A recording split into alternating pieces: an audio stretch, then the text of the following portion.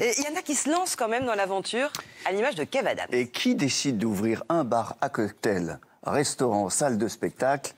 Kev Adams. On peut dire que le timing est super, mais c'est comme ça. C'est un projet qui s'appelle le Fridge Comedy Club. Ça fait longtemps que Kev Adams souhaitait faire un comedy club. Ça fait longtemps qu'il soutient des jeunes artistes. Donc, c'est leur permettre de monter sur scène, d'avoir une scène, une vraie scène professionnelle. Bon, voilà. Donc, il l'inaugure le jour même où on interdit tout. C'est pas simple. Il a beaucoup d'humour, heureusement. L'histoire de ce lieu très simple, on a travaillé dessus pendant 2 ans. Voilà, on a choisi d'ouvrir en mars 2020. Au niveau du timing, on est ce qu'on appelle des génies, hein, on va pas se mentir. C'est tombé pile. Hein. Parfois, le timing est un peu étrange. Et effectivement, on va quand même faire avec. Moi, je suis plutôt du genre positif. Moi, je pense que voilà, ça va s'arranger avec le temps. Je pense qu'on va se responsabiliser et puis ça va prendre du temps. Et donc, on va s'adapter. Et on va essayer de faire de cet endroit un rendez-vous incontournable. Est-ce qu'il y a des gens qui ont fait des tests PCR ce soir ? Il vient te toucher un endroit de ton corps qui avait jamais été touché auparavant, tu vois.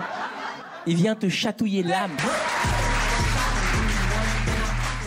Bon, il est quand même hyper positif, ça fait du bien. Le soir où il l'a inauguré, la semaine dernière, il y avait quand même 2-3 copains qui sont venus le voir. Alors, il y a des jeunes pousses de l'humour, mais il y a 2-3 copains qui sont venus le soutenir. Il y avait Elie Moon, Gad Elmaleh, Harry Habitant, Éric Antoine, Roman Frécinet, Camille Lelouch.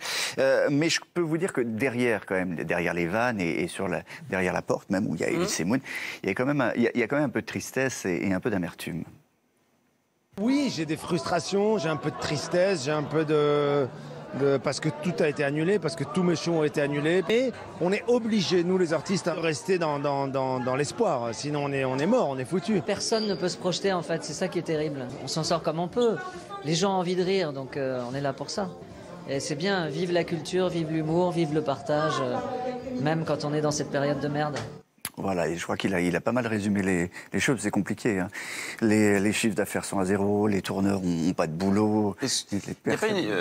Quand on est juste un bar, on est obligé de fermer, mais quand on est un bar-restaurant... Le restaurant peut ouvrir. Donc là, c'est pas resto aussi ? Si, aussi. Donc il peut rester ouvert. Bon, enfin, ça tombe pas tout à fait. On résume un peu la situation, c'est un peu comme ça. Non, mais c'est sûr, c'est un peu compliqué. Je suis victime aussi de ce truc-là. On a des dates qui s'annulent un peu. On en garde, heureusement, parce qu'on a comme les 2 et 3, donc la semaine prochaine, enfin, le week-end voilà, prochain, des cigales, où on fait 2 concerts, du coup, pour... Ah oui, c'est vrai, vous allez faire 2 concerts consécutifs. 2 concerts pour... un seul cachet pour mes musiciens, tous mes techniciens, parce que voilà, on est obligé de faire. Et vous vous dédoublez pour que tout le monde puisse assister au spectacle. C'est ça. Donc il y a 2 concerts. Oui. Celui de 19h, celui de 21h. 18h et 21h. Voilà. Je pense que chez Kev Adams, ils vont faire la même chose. Ils vont faire des choses un peu plus tôt. Théâtre, c'est un peu la même chose. Ouais. En ce moment, c'est la rentrée. Finalement, il y a peu de nouveautés. Il y a beaucoup de reprises, comme notamment une pièce qui s'appelle Par le bout du nez. Alors ça devait être Ils sont vachement prêts sur l'affiche. Ouais, aussi. Mais c'est parce que c'était une photo qui a été prise l'an dernier. C'est avec François Berléand et François-Xavier de Maison. Eux, ils ont démarré. Ils avaient fait 10 dates. Et hop, le Covid arrive. Il y a Macron qui vient les voir. Et hop, le Covid. Et ils ferment. 7 mois d'arrêt, vous imaginez la complexité. En plus, pour garder 2 acteurs comme ceux-là, pour les représentations, pour une tournée, c'est compliqué. Les producteurs ont investi quand même pas mal d'argent. Ils ne peuvent pas remplir à plus de 70% leur salle. On va vous montrer comment aujourd'hui ça marche dans les théâtres. Enfin, en tout cas, au Théâtre Antoine. On vous prend la température, ce qui sert absolument à rien, parce que si vous prenez un Doliprane, de toute façon, voilà.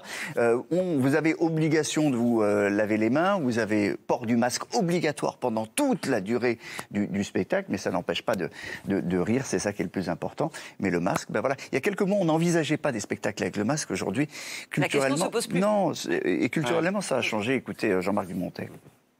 Aujourd'hui, le masque, c'est quelque chose d'aussi banal que porter une lunette. Avant, on pensait que c'était une contrainte parce que c'était pas dans nos habitudes culturelles.